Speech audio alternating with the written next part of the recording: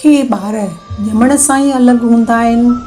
कंहिं में संगीत जी क़ाबिलियत, कंहिं में शास्त्रनि जी ॼाण, कंहिं में अजीब शांती, त कंहिं में नंढपण खां ई कावर।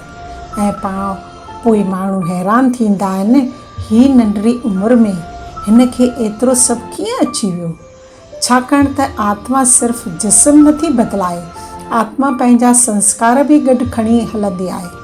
अॻे सबक़ में असां सम्झियो हो आत्मा जा मूल संस्कार, जेके हर आत्मा में हिकु जहिड़ा आहिनि: शांती, प्रेम, सचाई, पवित्रता।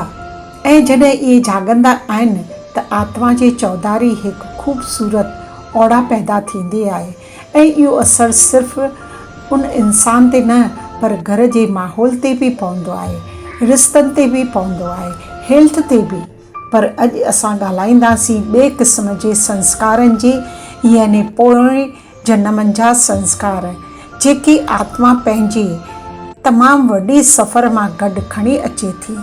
केतिरा ई भेरा असां ॾिसूं था, घर में कंहिंखे संस्कृत बि न ईंदी, पर नंढिड़ो ॿारु श्लोक पढ़ंदो, को ॿारु बिना सेखारण जे मसू बि सम्झी वेंदो, कंप्यूटर तेज़ हलाईंदो, ड्राइंग में होशियारु, मेडिटेशन में होशियारु, ऐं माण्हू हैरान थी वेंदा।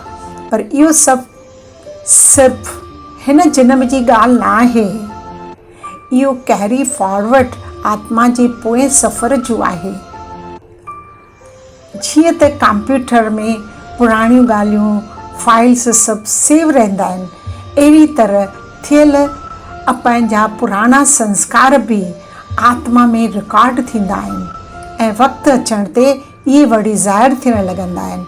इन करे हर ॿारु अलॻि हूंदो आहे, अलॻि उन जो रिस्पॉन्स, हर इंसान जो रिस्पॉन्स अलॻि हूंदो आहे, छाकाणि त हर आत्मा जो सफ़र अलॻि रहियो आहे। इन करे चयो वियो आहे, ॿार खे सिर्फ़ु पढ़ायो न, पर संदसि संस्कारनि ते बि ध्यानु ॾियो, छाकाणि त माउ जा वीचार, घर जो माहौल, दोस्तनि जो संग, टीवी, मोबाइल, इहे सभु ॿार जे मन ते गहरो असरु छॾींदा आहिनि, ऐं आहिस्ते आहिस्ते इहे असर संस्कार बणिजी वेंदा आहिनि। इन करे असांखे सिर्फ़ु जिस्म जी परवरिश न, पर आत्मा जी परवरिश बि करणी आहे, छाकाणि त अॼु जा संस्कार सुभाणे जा संस्कार बणिजंदा।